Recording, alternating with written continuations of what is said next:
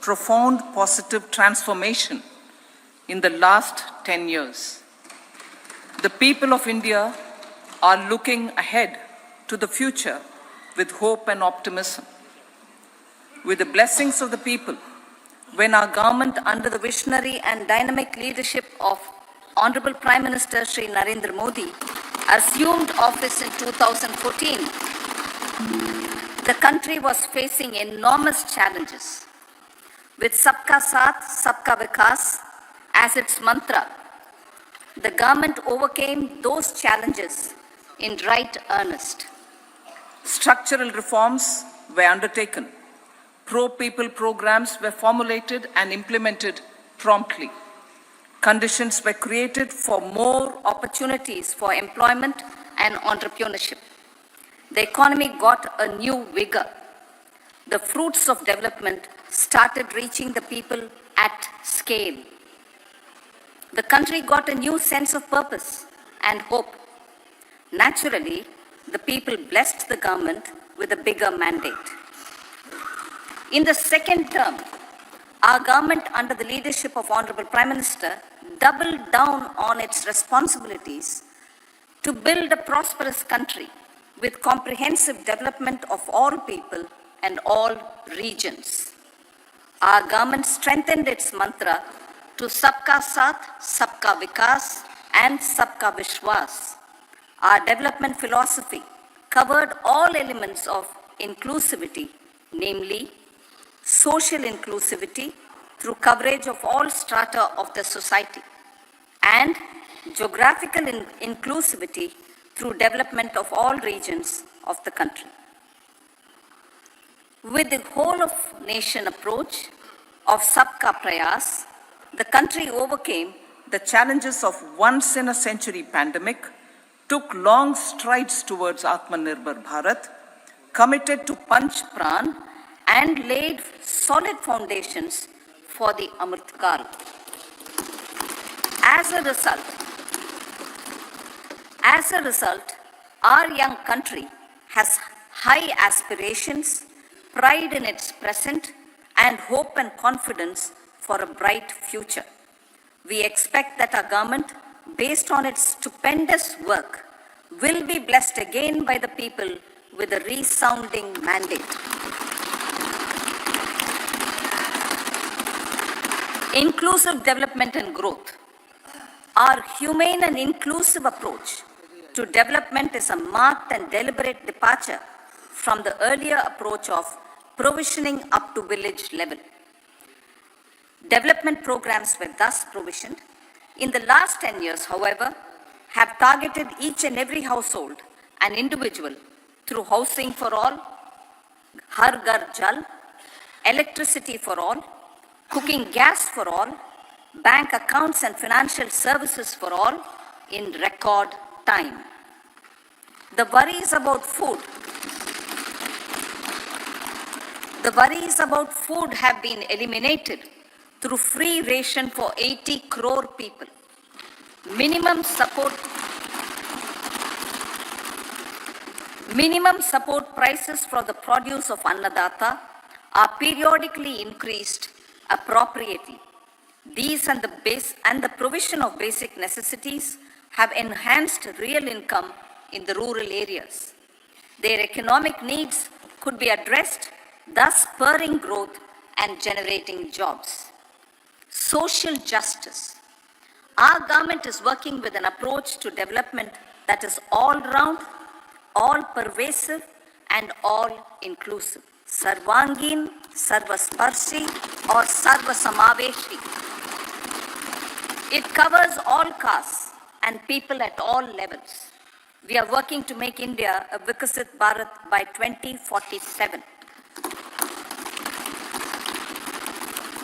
For achieving that goal, we need to improve people's capability and empower them. Previously, social justice was mostly a political slogan. For our government, social justice is an effective and necessary governance model. The saturation approach of covering all eligible people is the true and comprehensive achievement of social justice. This is secularism in action, reduces corruption, and prevents nepotism, prevents Bhai Bhatijawad. There is transparency and assurance that benefits are delivered to all eligible people. The resources are distributed fairly.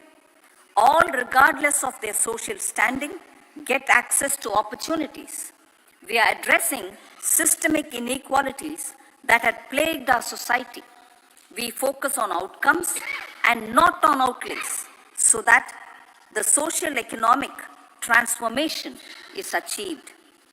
As our Prime Minister firmly believes, we need to focus on 4 major castes. They are Garib, Mahilaye, Yuva, and Annadata. Their needs, their aspirations, and their welfare are our highest priority. The country progresses when they progress. All 4 require and receive government support in their quest to better their lives. Their empowerment and well-being will drive the country forward. Garib Kalyan, Desh Ka Kalyan. We believe in empowering the poor. The earlier approach of tackling poverty through entitlements had resulted in very modest outcomes. When the poor became empowered partners in the development process, government's power to assist them also increases manifold. With the pursuit of Sabka Saath, in these 10 years, the government has assisted 25 crore people to get freedom from multi-dimensional poverty. Our government's efforts are now getting synergized with energy and passion of such empowered people. This is truly elevating them from poverty. Direct benefit transfer of 34 lakh crore rupees from the government using PM Jan Dhan accounts has led to savings of 2.7 lakh crores of rupees for the government. This savings has been realized through avoidance of leakages prevalent earlier. The savings have helped in providing more funds for Garib Kalyan. PM Swanidhi has provided credit assistance to 78 lakh street vendors. From that total of 78 lakh street vendors, 2.3 lakh have received credit for the 3rd time. PM Janman Yojana reaches out to the particularly vulnerable tribal groups who have remained outside the realm of development so far. PM Vishwakarma Yojana provides end-to-end support to artisans and craftspeople engaged in 18 trades. The schemes for empowerment of Divyangs and transgender persons reflect firm resolve of our government to leave no one behind. Welfare of Annadata. Farmers are our Annadata. Every year under PM Kisan Samman Yojana, direct financial assistance is provided to 11.8 crore farmers, including marginal and small farmers. Crop insurance is given to 4 crore farmers under PM Fasal Bima Yojana. These, besides several other programs, are assisting Annadata in producing food for the country and for the world. Electronic National Agricultural Market has integrated 1,361 mandis and is providing services to 1.8 crore farmers with trading volume of 3 lakh crores of rupees. The sector is poised for inclusive, balanced, higher growth and productivity. These are facilitated from farmer-centric policies, income support, coverage of risks through price and insurance support, promotion of technologies and innovations through startups. Empowering the Amrit PD, the Yuva. Our prosperity depends on adequately equipping and empowering the youth. The National Education Policy 2020 is ushering the transformational reforms. PM Schools for Rising India, PM Shri, are delivering quality teaching and nurturing holistic and well-rounded individuals. The Skill India mission has trained 1.4 crore youth, upskilled and reskilled 54 lakh youth, and established 3,000 new ITIs. A large number of institutions of higher learning, namely 7 IITs, 16 triple ITs, 7 IIMs, 15 AIMS, and 390 universities have been set up. PM Mudra Yojana has sanctioned 43 crore loans aggregating to 22.5 lakh crores of rupees for entrepreneurial aspirations of our youth. Besides that, Fund of Funds, Startup India, and Startup Credit Guarantee schemes are assisting our youth. They are also becoming Rozgar Data. The country is proud of our youth scaling new heights in sports. The highest ever medal tally in Asian Games and Asian Para Games in 2023 reflects a high confidence level.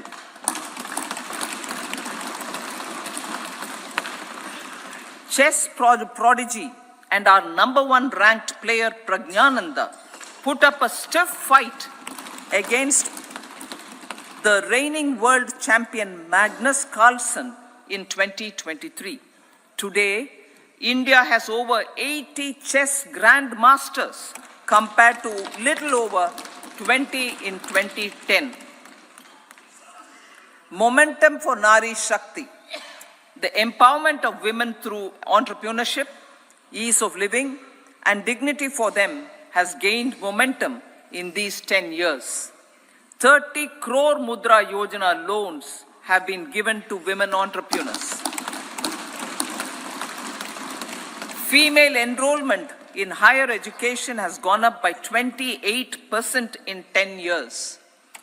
In STEM courses, girls and women constitute 43% of enrollment, one of the highest in the world.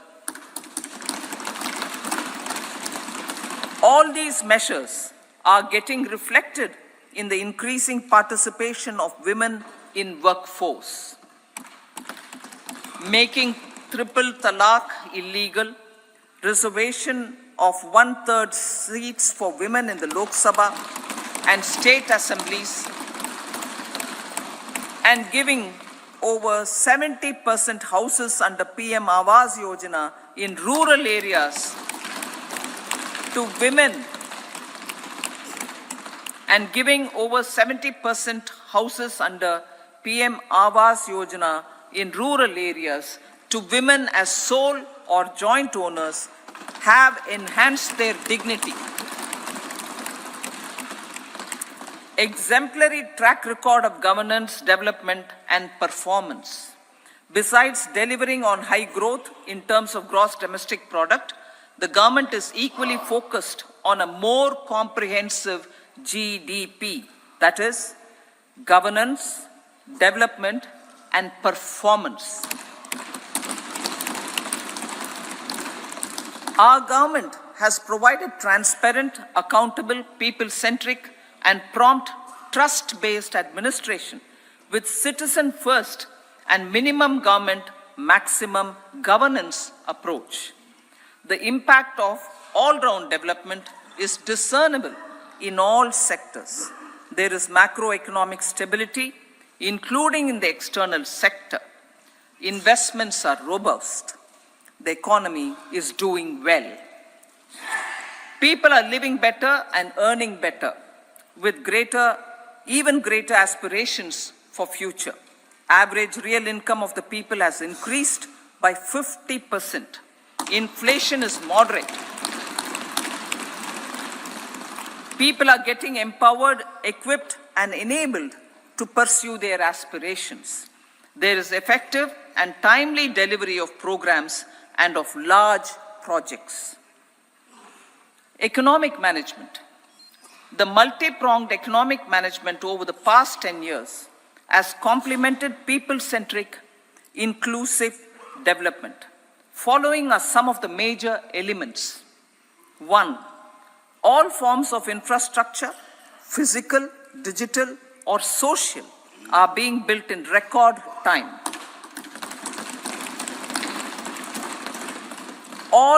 Number 2, all parts of the country are becoming active participants in economic growth.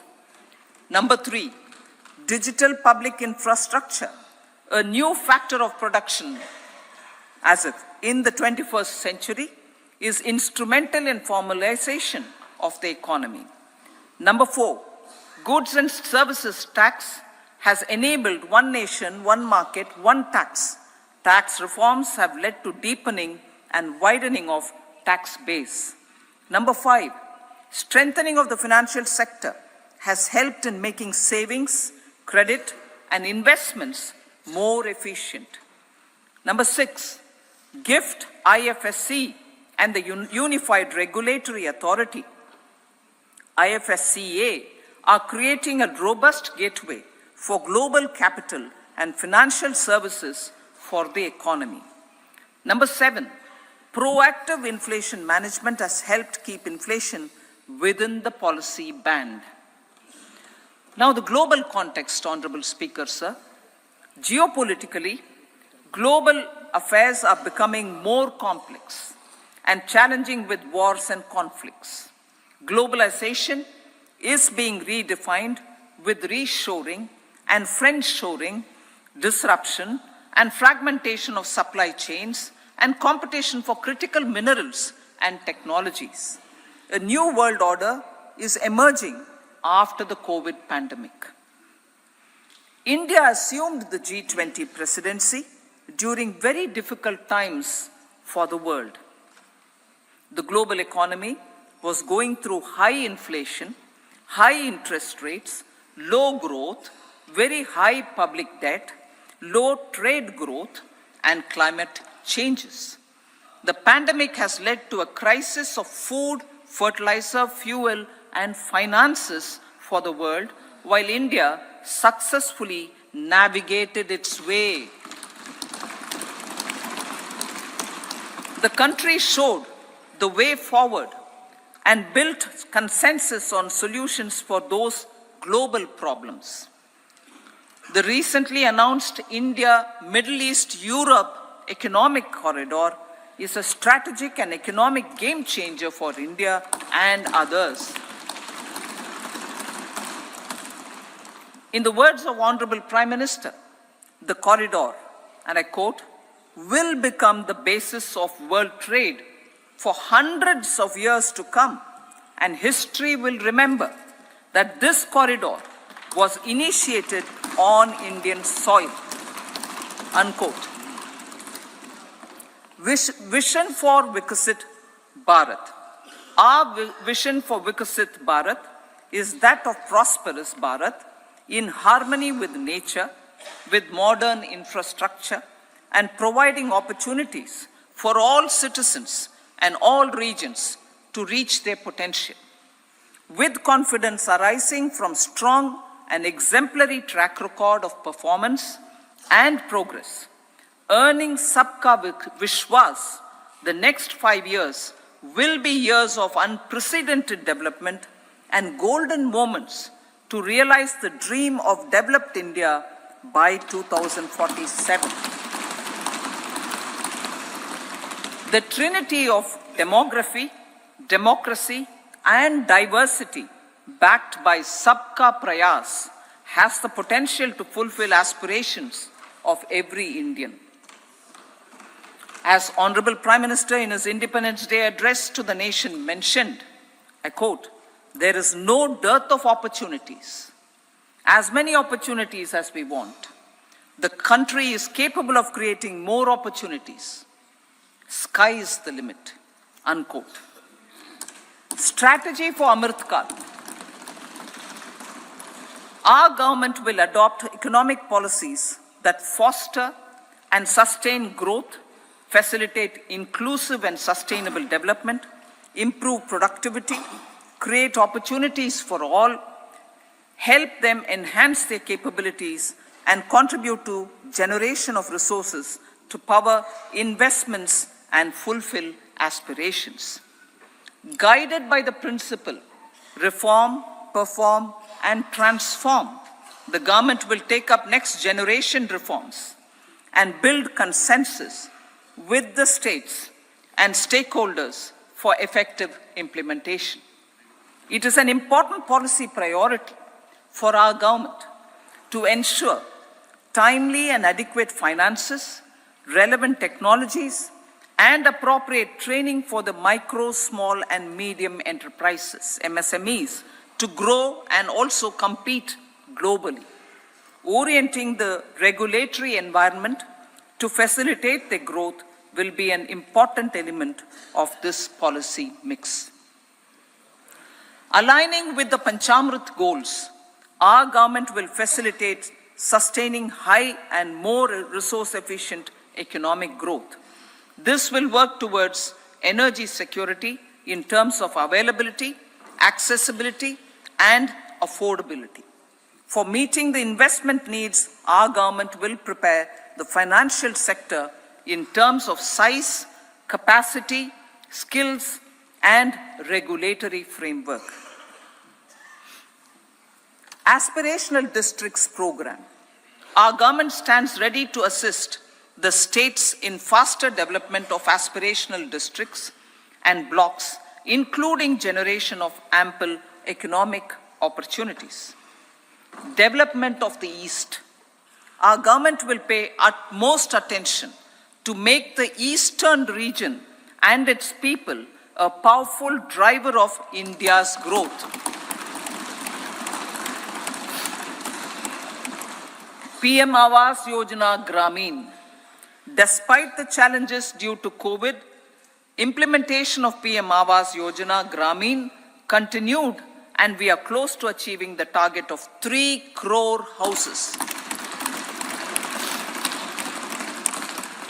2 crore more houses will be taken up in the next 5 years to meet the requirement arising from increase in the number of families.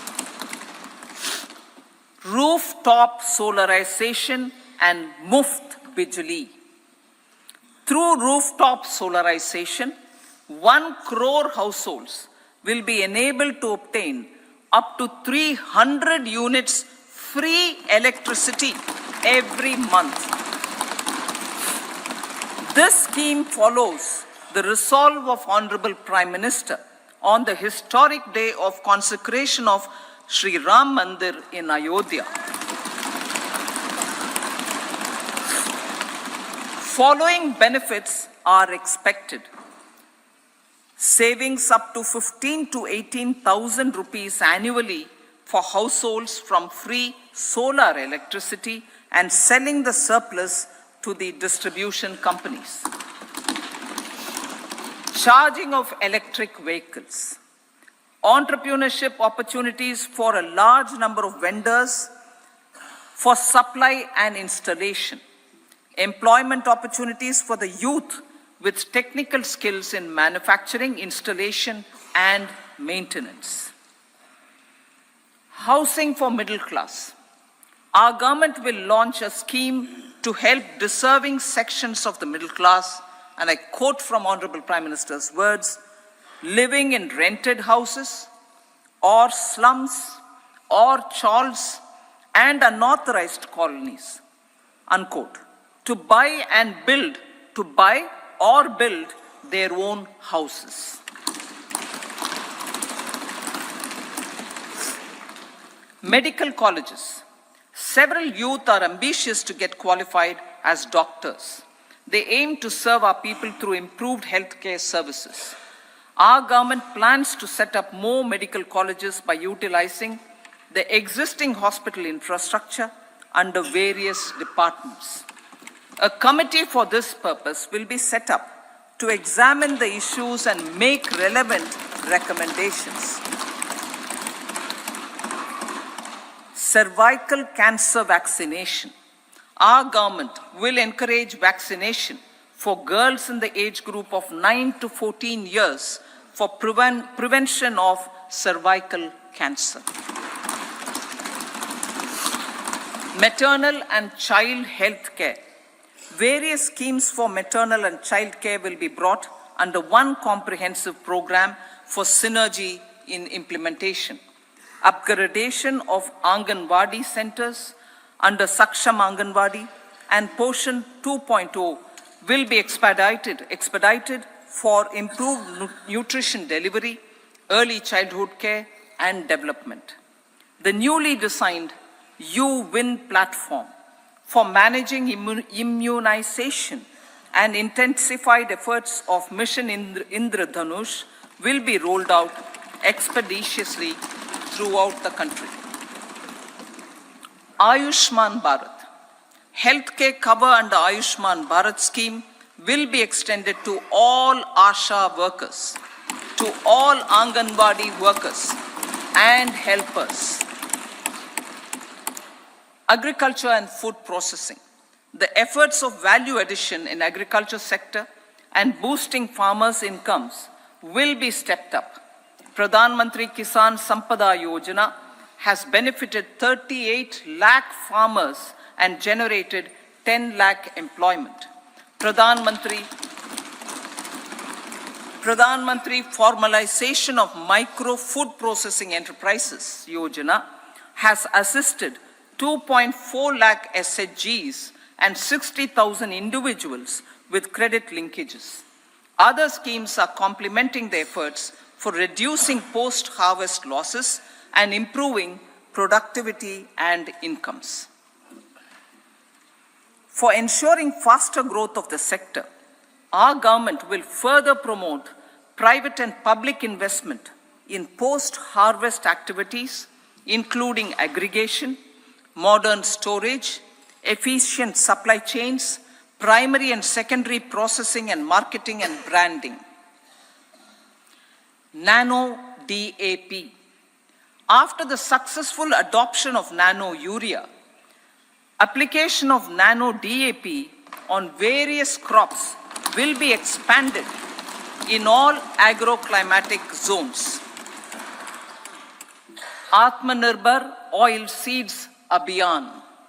Building on the initiative announced in 2022, a strategy will be formulated to achieve Atmanirbharta for oil seeds such as mustard, groundnut, sesame, soya bean, and sunflower.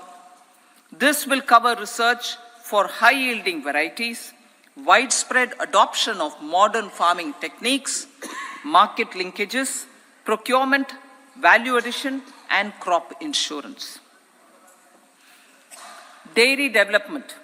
A comprehensive program for supporting dairy farmers will be formulated. Efforts are already on to control foot and mouth disease. India is the world's largest milk producer with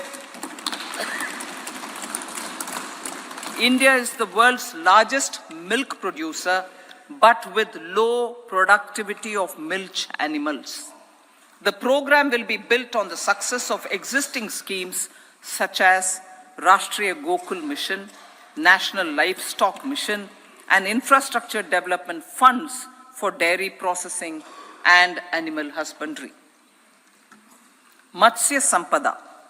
It was a government which set up a separate department for fisheries, realizing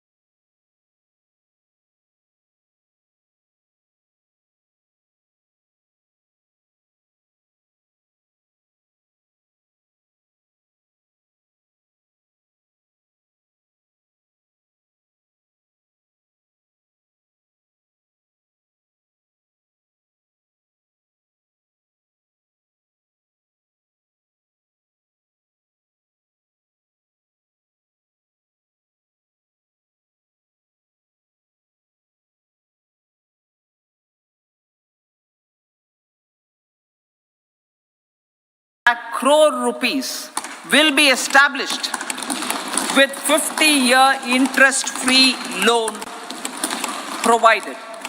The corpus will provide long-term financing or refinancing with long tenors and low and or nil. I repeat that sentence. The corpus will provide long-term financing or refinancing with long tenors and low or nil interest rates. This will encourage the private sector to scale up research and innovation significantly in sunrise domains. We need to have programs that combine the powers of our youth and technology. A new scheme will be launched for strengthening deep tech technologies for defense purposes and expediting Atmanirbharta. Infrastructure development. Building on the massive tripling of the capital expenditure outlay in the past 4 years, resulting in huge multiplier impact on economic growth and employment creation, the outlay for the next year is being increased by 11.1% to 11,111 crore rupees. This would be 3.4% of our GDP. Railways. 3 major economic railway corridor programs will be implemented. These are energy, mineral and cement corridor. Number 2, port connectivity corridors. And number 3, high traffic density corridors. The projects have been identified under the PM Gati Shakti for enabling multimodal connectivity. They will improve logistics efficiency and reduce cost. The resultant decongestion of the high traffic corridors will also help in improving operations of passenger trains, resulting in safety and higher travel speed for passengers.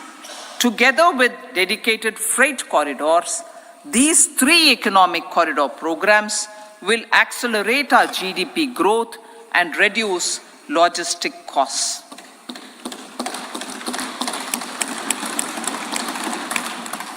40,000 normal rail bogies will be converted to Vande Bharat standards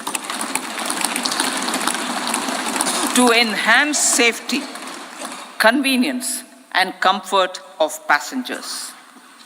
Aviation sector. The aviation sector has been galvanized in the past 10 years. Number of airports have doubled to 149. Rollout of air connectivity to Tier 2 and Tier 3 cities under Udan scheme has been widespread. 517 new routes are carrying 1.3 crore passengers. Indian carriers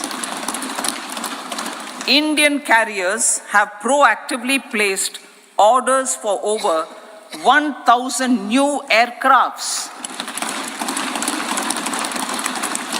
Expansion of existing airports and development of new airports will continue expeditiously. Metro and Namo Bharat. We have a fast expanding middle class and rapid urbanization is taking place. Metro rail and Namo Bharat can be the catalyst for the required urban transformation. Expansion of these systems will be supported in large cities, focusing on transit-oriented development. Green energy. Towards meeting our commitment for net zero by 2070, the following measures will be taken. Viability gap funding will be provided for harnessing offshore wind energy, potential for initial capacity of 1 gigawatt. Coal gasification and liquefaction capacity of 100 metric tons will be set up by 2030. This will also help in reducing imports of natural gas, methanol, and ammonia. phased mandatory blending of compressed biogas in compressed natural gas for transport and piped natural gas for domestic purposes will be mandated. Financial assistance will be provided for procurement of biomass aggregation machinery to support collection. Electric vehicle ecosystem. Our government will expand this and strengthen the e-vehicle ecosystem by supporting manufacturing and charging infrastructure. Greater adoption of e-buses for public transport networks will be encouraged through payment security mechanism. Biomanufacturing and biofoundry. For promoting green growth, a new scheme of biomanufacturing and biofoundry will be launched. This will provide environment-friendly alternatives such as biodegradable polymers, bioplastics, biopharmaceuticals, and bioagri inputs. This scheme will also help in transforming today's consumptive manufacturing paradigm to the one based on regenerative principles. Blue Economy 2.0. For promoting climate resilient activities for Blue Economy 2.0, a scheme for restoration and adaptation measures and coastal aquaculture and mariculture with integrated and multi-sectoral approach will be launched. Comprehensive development of tourist centers. The success of organizing G20 meetings in 60 places presented diversity of India to global audience. Our economic strength has made the country an attractive destination for business and conference tourism. Our middle class also now aspires to travel and explore. Tourism, including spiritual tourism, has tremendous opportunities for local entrepreneurship. States will be encouraged to take up comprehensive development of iconic tourist centers, branding and marketing them at global scale. A framework for rating of the centers based on quality of facilities and services will be established. Long-term interest-free loans will be provided to states for financing such development on matching basis.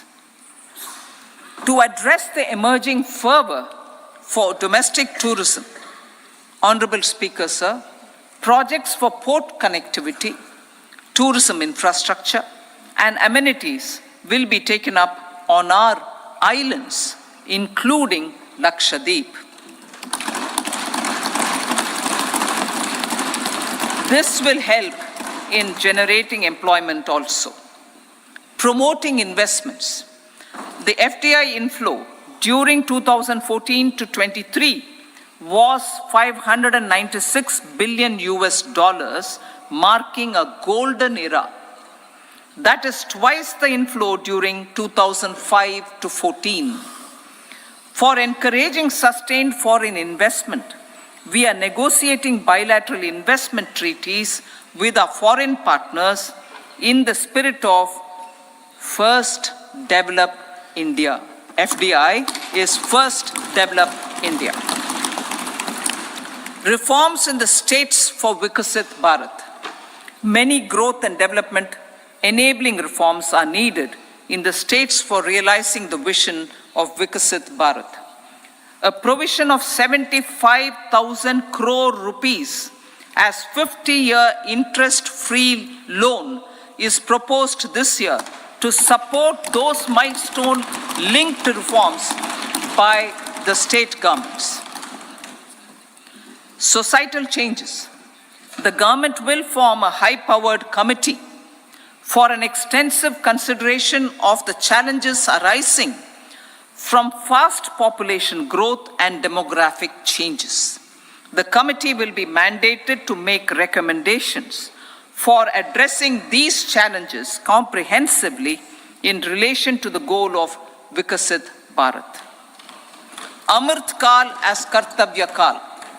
Our government stands committed to strengthening and expanding the economy with high growth and to create conditions for people to realize their aspirations. Honorable Prime Minister in his Independence Day address to the nation in the 75th year of our Republic said, and I quote, "We commit ourselves to national development with new inspirations, new consciousness, new resolutions as the country opens up immense possibilities and opportunities. It is our Kartavya Kal." Unquote. Every challenge of the pre-2014 era was overcome through our economic management and our governance. These have placed the country on a resolute path of sustained high growth. This has been possible through right policies, true intentions, and appropriate decisions. In the full budget in July, Honorable Speaker, our government will present a detailed roadmap for our pursuit of Vikasit Bharat.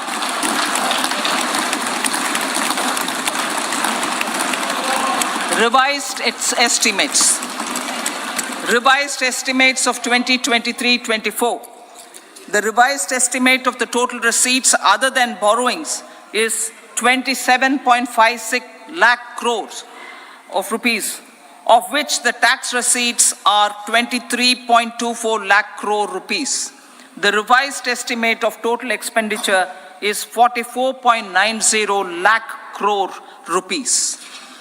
The revenue receipts at 30.03 lakh crore rupees are expected to be higher than the budget estimate, reflecting strong growth momentum and formalization in the economy.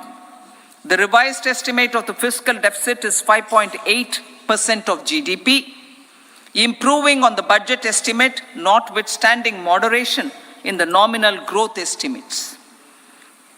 Budget estimates for 2024-25. Coming to the year 2024-25, the total receipts other than borrowings and total expenditure are estimated at 30.80 and 47.66 lakh crore rupees respectively. The tax receipts are estimated at 26.02 lakh crore rupees. The scheme of 50-year interest-free loan for capital expenditure to states will be continued this year with an outlay of 1.3 lakh crore rupees. We continue on the path of fiscal consolidation as announced in my budget speech of 2021-22 to reduce fiscal deficit below 4.5% by 25-26. The fiscal deficit in 2024-25 is estimated to be 5.1% of GDP, adhering to that path. So the gross and net market borrowings through dated securities during 24-25 are estimated at 14.13 lakh crore rupees and 11.75 lakh crore respectively. Both will be less than that in 23-24. Now that the private investments are happening at scale, the lower borrowings by the central government will facilitate larger availability of credit for the private sector. Vote on account. I'll be seeking vote on account approval of the Parliament through the appropriation bill for a part of the financial year 2024-25. I will now move to part B. Honorable Speaker, sir, over the last 10 years, the direct tax collections have more than trebled and the return filers swelled 2.4 times. I would like to assure the taxpayers that their contributions have been used wisely for the development of the country and welfare of its people. I appreciate the taxpayers for their continued support. The government has reduced and rationalized tax rates. Under the new tax scheme, there is now no tax liability for taxpayers with income up to 7 lakh rupees, up from 2.2 lakh rupees in the financial year 2013-14. The threshold for presumptive taxation for retail businesses was increased from 2 crores to 3 crores. Similarly, the threshold for professionals eligible for presumptive taxation was increased from 50 lakh rupees to 75 lakh rupees. Also, corporate tax rate was decreased from 30% to 22% for existing domestic companies and to 15% for certain new manufacturing companies. Honorable Speaker, sir, in the last 5 years, our focus has been to improve taxpayer services. The age-old jurisdiction-based assessment system was transformed with the introduction of faceless assessment and appeal, thereby imparting greater efficiency, transparency, and accountability. Introduction of updated income tax returns, a new Form 26AS, and pre-filling of tax returns have made filing of tax returns simpler and easier. Average processing time of returns has been reduced from 93 days in the year 2013-14 to a mere 10 days this year, thereby making refunds faster. Indirect taxation. By unifying the highly fragmented indirect tax regime in India, the GST has reduced the compliance burden on trade and industry. The industry has acknowledged the benefits of GST. According to a recent survey conducted by a leading consulting firm, 94% of industry leaders view the transition to GST as largely positive. According to 80% of the respondents, it has led to supply chain optimization, as elimination of tax arbitrage and octroi has resulted in disbanding of checkposts at the state and city boundaries. At the same time, tax base of GST more than doubled, and the average monthly gross GST collection has almost doubled to 1.66 lakh crores this year. States too have benefited. States' SGST revenue, including compensation released to states in the post-GST period of 2017-18 to 2022-23, has achieved a buoyancy of 1.22. In contrast, the tax buoyancy of state revenues from subsumed taxes in the pre-GST 4-year period of 2012-13 to 2015-16 was a mere 0.72. The biggest beneficiaries are consumers, as reduction in logistic cost and taxes have brought down prices of most goods and services.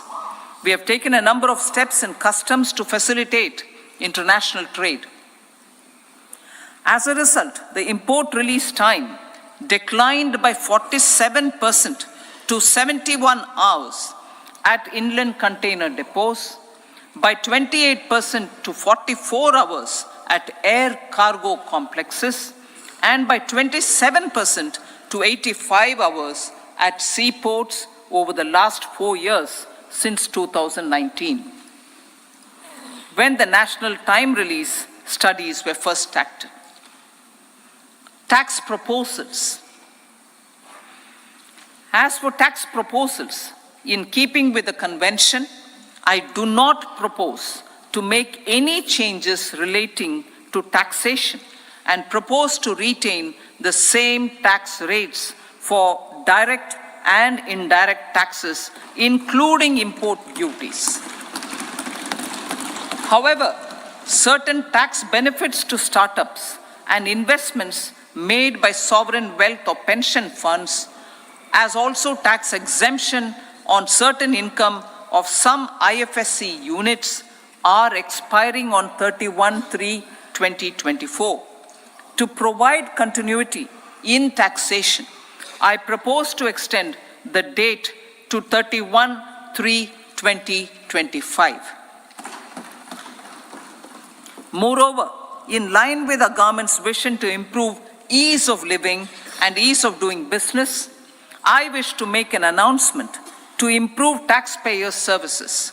There are a large number of petty, non-verified, non-reconciled, or disputed direct tax demands, many of them dating as far back as 1962, which continue to remain on the books, causing anxiety to honest taxpayers and hindering refunds of subsequent years.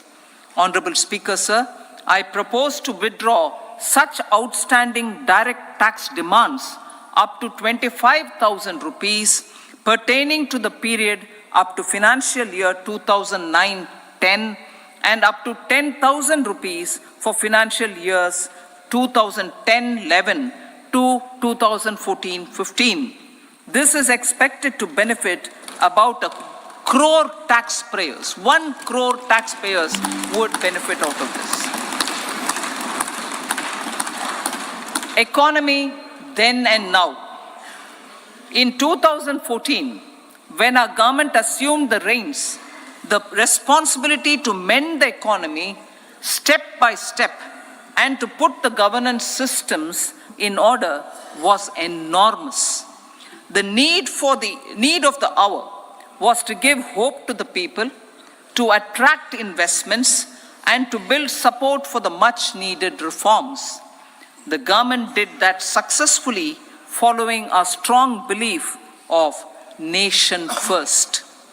The crisis of those years has been overcome, and the economy has been put firmly on a high, sustainable growth path with all-round development. It is now appropriate to look at where we were then. I repeat, it is now appropriate to look at where we were then till 2014 and where we are now, only for the purpose of drawing lessons from the mismanagement of those years. The government will lay a white paper on table of the House.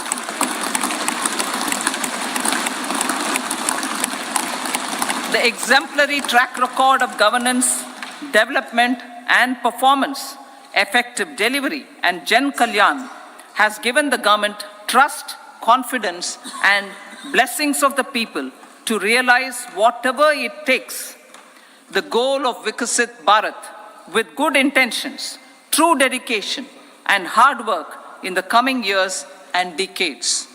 With this, Honorable Speaker, I commend the interim budget to this august House. Jai Hind.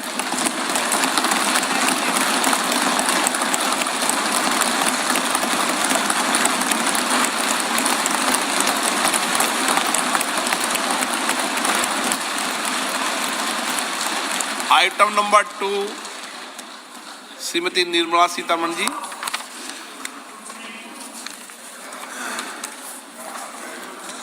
So, with your permission, I rise to lay on the table the following statements. Under Section 3(1) of the Fiscal Responsibility and Budget Management Act 2003, medium-term fiscal policy cum fiscal policy strategy statement and macroeconomic framework statement. Item number 3, Srimati Nirmala Sitharaman ji. Sir, with your permission, I rise to move for leave to introduce the Finance Bill 2024. प्रश्न ये है कि विधेयक को पुनर्स्थापित करने की अनुमति प्रदान की जाए। जो सदस्य इसके पक्ष में हाँ कहें, जो सदस्य विरोध में ना कहें, मेरे विचार में निर्णय हाँ वालों के पक्ष हुआ, हाँ वालों के पक्ष हुआ। माननीय मंत्री जी विधेयक को पुनर्स्थापित करें। Sir, I introduce the bill. सभा की कार्रवाई शुक्रवार दिनांक 2 फरवरी 2024 को प्राप्त 11 बजे तक के लिए स्थगित की जाती है।